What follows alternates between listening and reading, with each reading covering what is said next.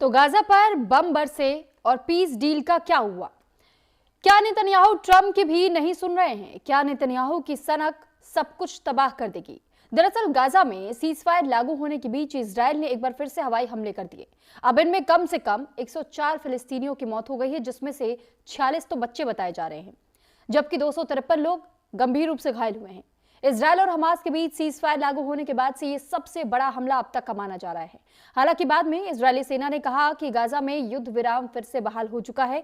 Trump की वजह से गाजा में सीजफायर हुआ था। अब सवाल ये कि नेतन्याहू और ट्रंप गाजा में आखिर चाहते क्या है? अगर कब्जा तो फिर सीजफायर का ऐलान क्यों? एक रिपोर्ट आपको दिखाते हैं।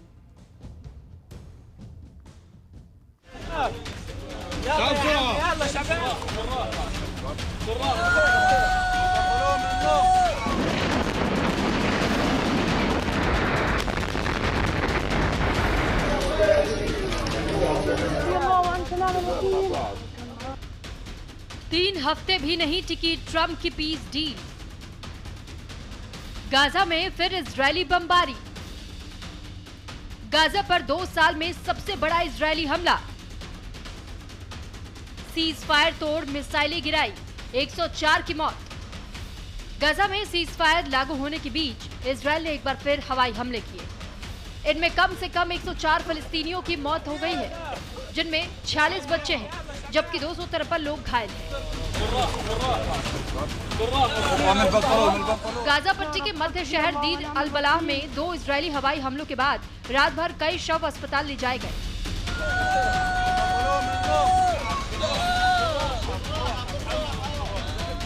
यह हमले तब हुए जब इजरायल के प्रधानमंत्री बेंजामिन नेतन्याहू ने सेना को गाजा पर शक्तिशाली हमला करने का आदेश दिया और हमास पर युद्ध विराम का उल्लंघन करने का आरोप लगाया।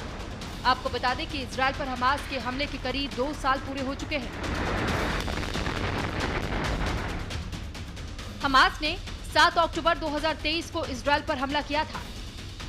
इस हमले में इजरायल के करीब 1200 लोग मारे गए थे, 251 लोग बंधक बनाए गए थे।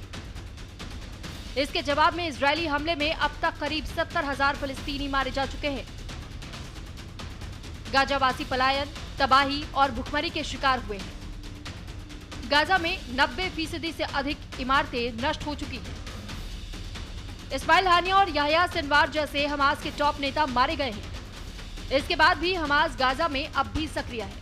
मिडिल ईस्ट के जानकारों का कहना है कि बेंजामिन नेतन्याहू युद्ध खत्म करना ही नहीं चाहते हैं, इसलिए वो हर तरह के युद्ध विराम समझौते को तोड़ देते हैं, गाजा पर बम गिरा देते हैं। दरअसल नेतन्याहू घरेलू राजनीति में भारी झंझावतों में फंसे हुए हैं और जानकारों का ये मानना है कि नेतन्याहू का युद्ध जारी रखने का दृढ़ संकल्प कुर्सी बचाने से जुड़ा हुआ है। बेंजामिन नेतन्याहू हमास के हमले के पहले से भ्रष्टाचार के मुकदमों का सामना कर रहे हैं। इससे बचने के लिए उन्होंने युद्ध का इस्तेमाल किया। जब तक युद्ध चलता रहेगा तब तक उनकी कुर्सी बची रहेगी, इसलिए वो ट्रंप की भी नहीं सुन रहे हैं। इधर गाजा के हालात ने कई देशों को एक स्वतंत्र फिलिस्तीन देश को मान्यता देने के लिए प्रेरित किया। 7 अक्टूबर 2023 के हमले से पहले भारत समेत दुनिया के करीब 140 देशों ने फिलिस्तीन को मान्यता दी थी। हमले के बाद से फ्रांस, ब्रिटेन, स्पेन, ऑस्ट्रेलिया और कनाडा समेत 20 और देशों ने फिलिस्तीन को मान्यता दी है। यूएन के पास स्थायी सदस्यों में से 4 फिलिस्तीन को एक देश के रूप में मान्यता दे चुके हैं। ये स्थिति इजरायल के लिए ठीक नहीं है। बीते 2 साल में कतर, मिस्र और अमेरिका ने समय समय पर संघर्ष विराम के प्रयास किए। इससे हालात कुछ ठीक तो हुए हैं, लेकिन शांति ज्यादा देर तक टिक नहीं पाई। अब भी गाजा में युद्ध जारी है। समझ में नहीं आ रहा है कि नेतन्याहू क्या करके मानेंगे।